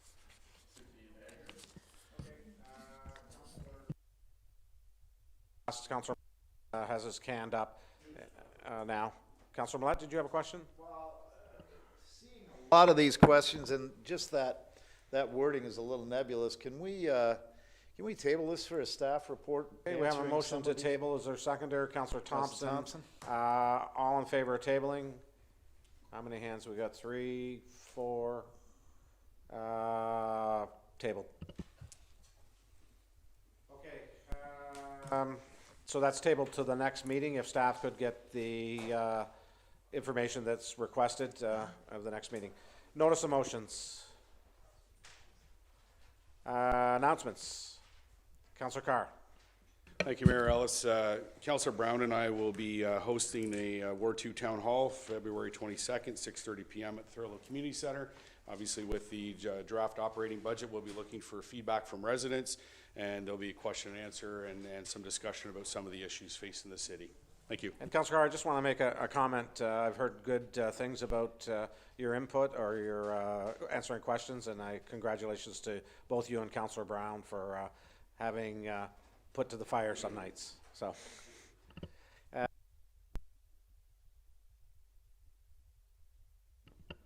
Thank you, Chair. I have a proclamation. Wear Red Canada is an annual awareness campaign for heart disease. It is a reminder for Canadians to be mindful, curious, and proactive in the management of their heart health and wellness. Heart disease is the #1 killer of women worldwide and the leading cause of premature death of Canadian women, a fact unknown to many women and their healthcare providers. We want to see better prevention, diagnosis, and care so women dying prematurely from heart disease will no longer be prevalent. Therefore, I, on behalf of Belleville, do hereby proclaim February 13th, 2024, Wear Red Canada in Belleville. Thank you. Okay, any other announcements? Councillor Alsop? Yes, thank you, Mayor. Whereas the Ontario Black History Society, established in 1978, successfully petitioned first the City of Toronto, then the province, followed by the federal government, to proclaim February as Black History Month. And whereas Black History Month is a time to build greater understanding by community recognition of hard historical truths and the persistent discrimination and marginalization faced by citizens of Black heritage and by their ancestors, so that we may collectively work to dismantle these impediments to equity and fair community. And whereas this is also a time for celebrating the many achievements and contributions of the citizens of Belleville of African heritage and Black Canadians and members of Black cultural communities with rich ethnic histories the world over, who have done and continue to do so much to make Belleville a vibrant, prosperous, and welcoming place. And whereas the City of Belleville is committed to equity, inclusion, and diversity as it works to build and support a healthy, connected community, therefore be it resolved that the City of Belleville does hereby proclaim February as to be recognized as Black History African Heritage Month. Thank you, Councillor Alsop. Any other announcements? Councillor Kelly.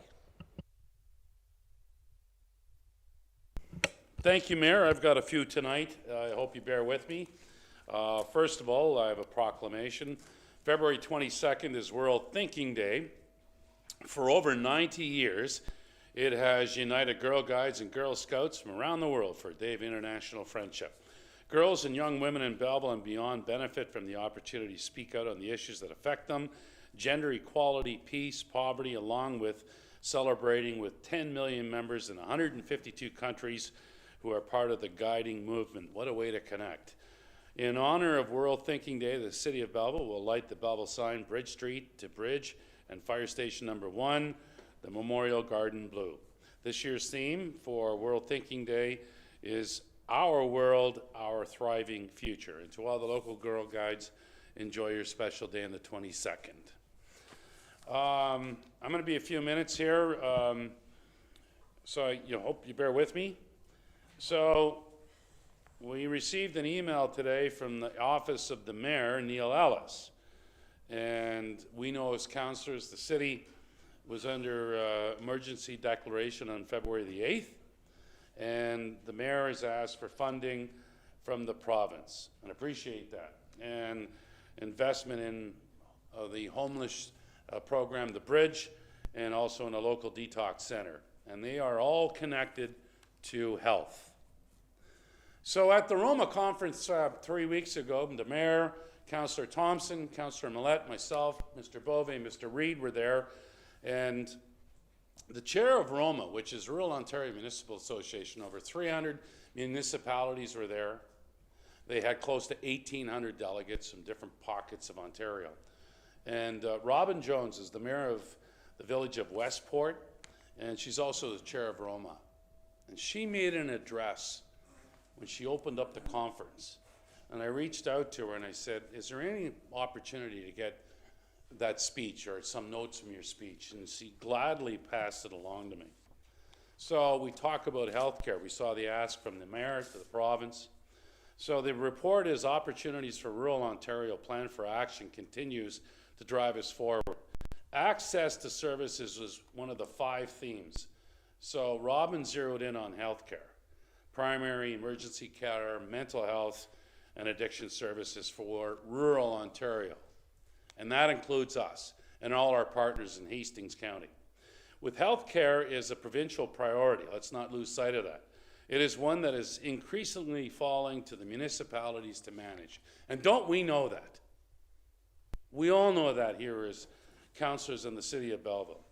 When our healthcare system is strained, rural Ontario is impacted.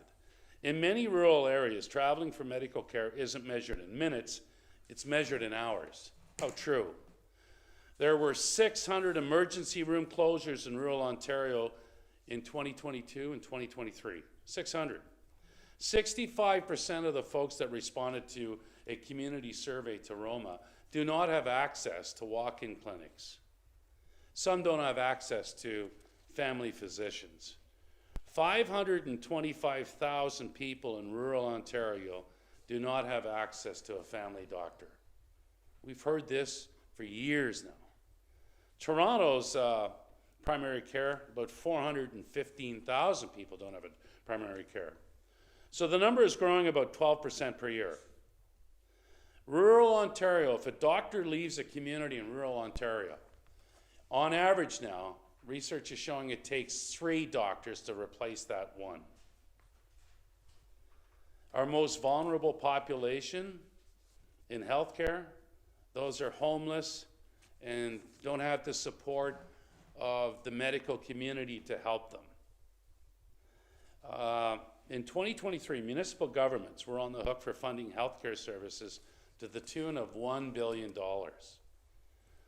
Rural Ontario paid $481 million in property taxes to support healthcare services. So Roma and the board and all its municipalities, 300 plus, are really putting on some weight to the province to step up and support healthcare. What does it look like locally? I read in our reports for our notes for our council meeting this week. 27,000 people in Hastings County do not have access to primary care. So when council, works with the nurse practitioners and we bring on 2 today, that's positive news. So in Hastings County, 27,000. In Kingston, did some homework.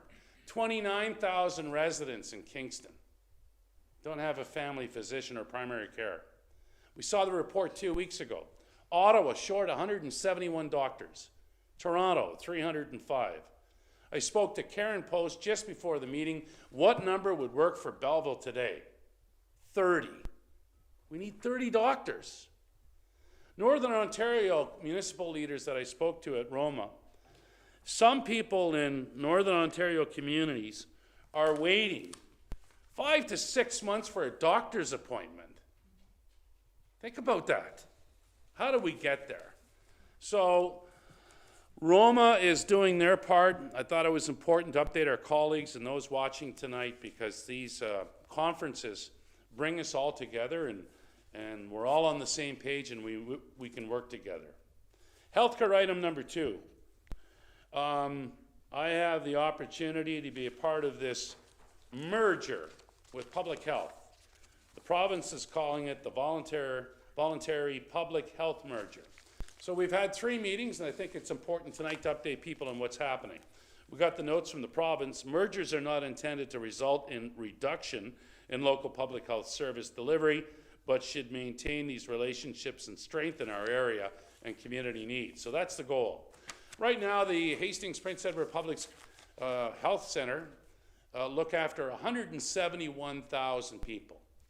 From Bancroft to Belleville, Hastings Prince Edward is 171,000. Well, with the merger going forward with Kingston and Brockville, it's going to turn out to be 585,000. That's 275,000 plus households.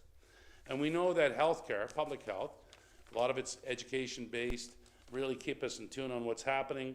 And we don't want to see any services lost. There's been 3 meetings. The 4th one is tomorrow in Belleville. And there's been some engaging conversation. The province wants the update, or at least the game plan, submitted by April 2nd. So a lot of work has been going through to see what it would look like. It's going from 171,000 to 585,000. There's 35 public health offices in Ontario. The Premier's hoping to get that down to 10. And I can tell you this, Eastern Ontario is a leader as far as having conversations with Kingston and Brockville. Many municipalities across the province haven't even had a second conversation, and the province wants this information by April the 2nd. And the final thing I had was we heard Councillor Alsop refer to his mentioned proclamation of Black History Month. Black History Month, the journey through music and theater, was this past weekend with the African Arts Institute. They had education, music, storytelling at the Belleville Public Library. I think they had 2 or 3 shows, and capped it off on Saturday night at Bayside Secondary. Sold out. I know Councillor Thompson was there, and I spoke to Dr. Isaac Akron and his wife Christine. They are new residents to our city. Their kids are enrolled in Belleville schools, and to have that talent, Dr. Isaac Akron is a music professor at the University of Toronto, and to have that talent move to Belleville and now start to share that education, we know that to break down barriers, education is the key. And now we got a professor from York University living in our community doing this. This is a godsend. So thanks to Christina and Dr. Isaac for putting on a special show this past weekend, all part of Black History Month with the African Institute. That's what I have. Thank you, Premier. Yeah, thank you. I've got a raise. Thank you, Councillor Kelly. Any more announcements? Councillor Thompson. None quite. I just want to reiterate Councillor Kelly's, the show on Saturday night at Bayside Secondary School. Anybody that missed that, missed one of the best shows the African people, the African Association from there put on. That show should have been in Toronto. It's never been in Toronto. It's never been in the big city. It was flying out to Australia the next morning. It was a fabulous show. It was worth 30 times what I had to pay. $10 ticket was crazy. Thank you. Thank you. Any more announcements? Seeing none, I just want to start off with something that I met with the Bridge Group on Friday for the hub, and they expressed to me that they are having a little bit of difficulties with rezoning. And I was to understand when the building was purchased that it was zoned basically for the only thing that it wasn't zoned for was medical offices or offices, I believe. And so there's a process to go through because of its proximity to the CN yard and the CN rail. It seems to be there might be some difficulty with the process going through the CN.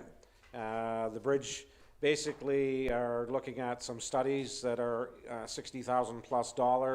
I know they communicated to Councillor Millette, who gave me a call on the weekend and expressed what was going on with it.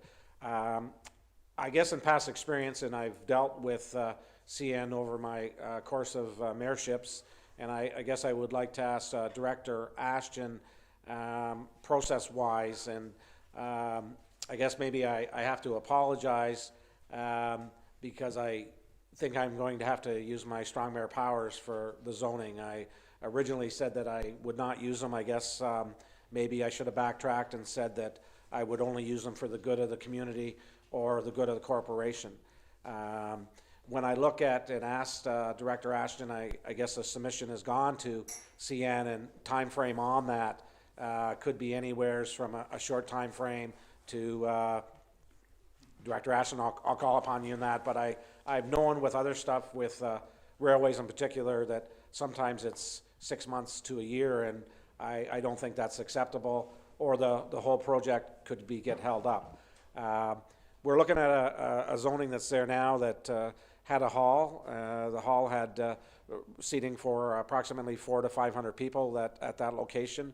What we're looking for is a kitchen to feed, a warming center, and medical offices. And I guess when we originally looked at it, the understanding of staff with the zoning would be the medical part of the offices. And I guess I'll call upon Director Ashton to, sorry about putting you on the hot spot, but to answer or kind of give me the Coles notes on that. So yeah, it is in proximity to CN, and so part of any zoning application to the proposed use would require some studies, and I guess they've talked to their consultant. The consultant said it'd be approximately $60,000 to undertake those studies. Yes, they would be submitted to CN. I think you did say that it'd be 6 months to 12 months. That would probably be under ideal conditions. So that's a very conservative, I guess. That's very a favorable timeline. It could be quite a bit longer as well. So yeah, so there would be technical, that would be the biggest technical issue currently. Okay, and I guess with the current events of obviously the last week, and I look at it's. Again, I'm probably going to get hammered by a lot of people on my original, but it's to be in this seat. It's the best for the community. It's the best for anybody that's involved in homelessness. It's best to have a facility with wraparound services. And when you look at the current use or what it's zoned for, I don't see any difference in the sense of there'll be less people on that property. And to deny it because of offices for medical is what I believe under. I think that it's time to go back on my word, I guess, as I say, and ask staff to prepare the papers under the strong mayor powers, and if it's possible to use those powers in this case. And I guess we spoke to legal today on it, and they thought there was good merit for it. Now, there might be different opinions on that, but I've asked staff tonight that we move forward on this and file it. Thank you. So with that, I would like a motion to confirmatory bylaw, a bylaw number 2024-28. And I guess I just want to maybe backtrack for a second here. I want to put a motion on the floor for council support on this, if I do have it, I guess, in the sense of, I know that you might all be asked after your opinions. So if I could move that motion, and if I could have a seconder, Councillor Millette, is there any discussion on it? Councillor Kelly, or no? All in favor on a recorded vote? Yes, Councillor Chatton. Thank you, through you, your worship. First and foremost, I just want to say that if there was ever a time to use strong mayor powers, our homeless situation cannot wait another year. We are in crisis right now. This is an imperative piece of leading the city. We're very much appreciative of you stepping forward and being able to do this, and having the support of us, I'm sure, is also indicative of moving forward. So thank you for using the powers that were bestowed upon you for this purpose. We need to fix this now. Thank you, Councillor Chatton, and I see Councillor Millette has his hand up. Yeah, I will blame you, Councillor Millette, for this. I've been blamed for a lot more than that. I know that some of my fellow councillors are a little reticent to strong mayor powers. The idea of it was abhorrent when we first heard it. We didn't like it. It was a bitter pill for some to swallow, but the levers of which allowed us to access funding in the end. Some people feel the same with strong mayor powers as they do with the notwithstanding clause to get around anything you don't find palatable in federal jurisdictions. In this case, I agree with my colleague, Councillor Chatton. Knowing the slow manner in which these approvals can come from CN and any of the major utilities like that, they'll rag the puck on this one until we have people literally dropping in the streets. And we cannot take our foot off the gas on this issue. We have to move forward on the hub issue. It was a big undertaking to begin with, and to have CN Rail and regulatory issues and bogged down in red tape derail this, pardon the pun, I just can't fathom it, and I'll support it wholeheartedly. I know it's strong mayor powers, again, are unpalatable to many and abhorrent to others, but in this case, I fully support using them. Councillor Alsop?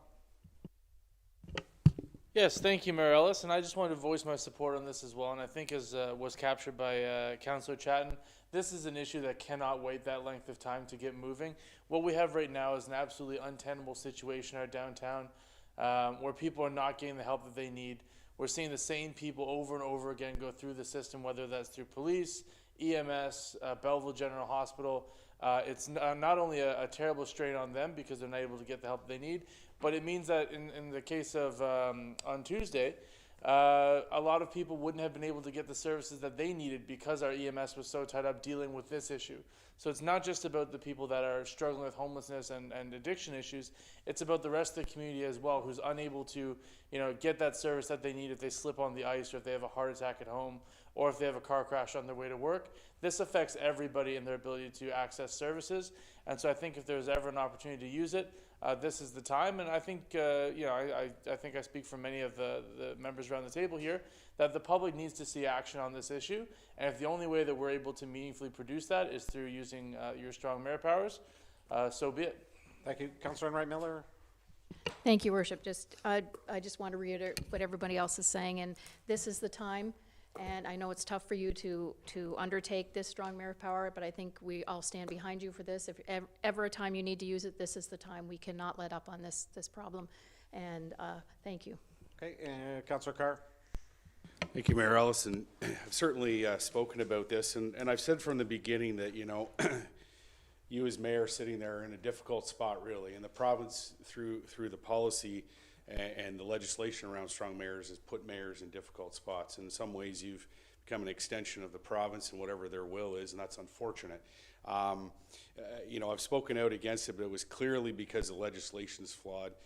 The reality is, and it's been highlighted by academics, that there is no similar strong mayor system in any democratic society.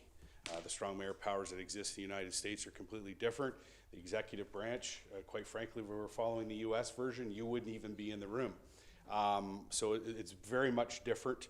I know that you wrestle with it because of the principle behind it, but know at the same time that it is a necessary time to use it. And I fully support this exercise. And at the end of the day, I respect what decisions you in that role have to make at the time.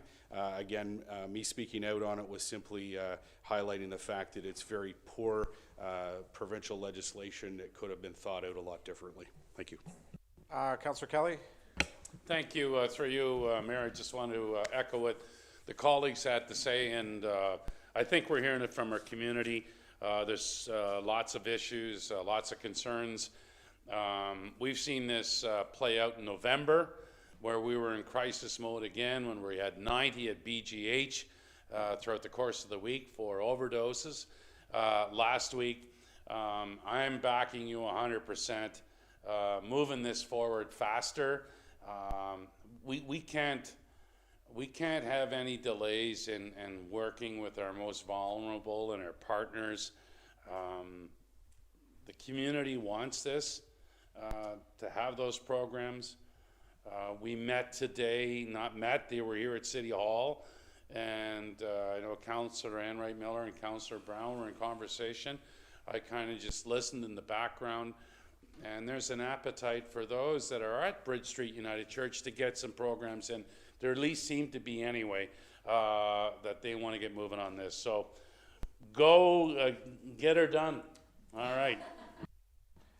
With that, I would like to call a recorded vote on the motion, or I guess the motion would be to direct staff to endorse or to file for strong air powers to change the zoning on the Alhambra Square property, former that is known now as the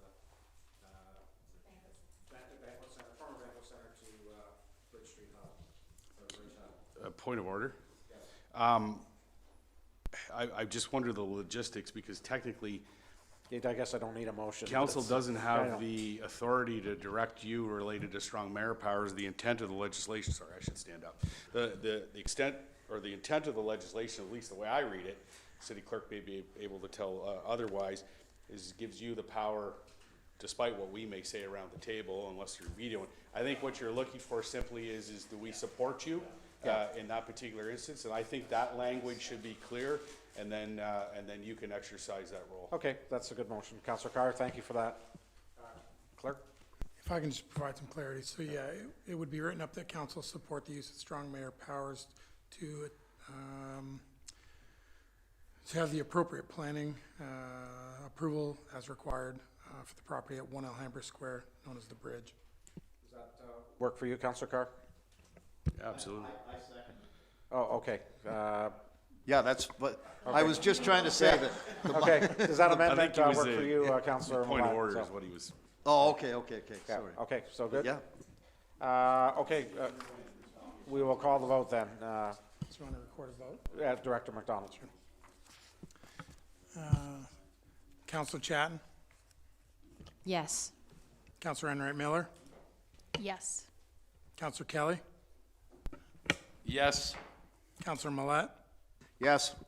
Councillor Thompson, Yes. Councillor Alsop, Yes.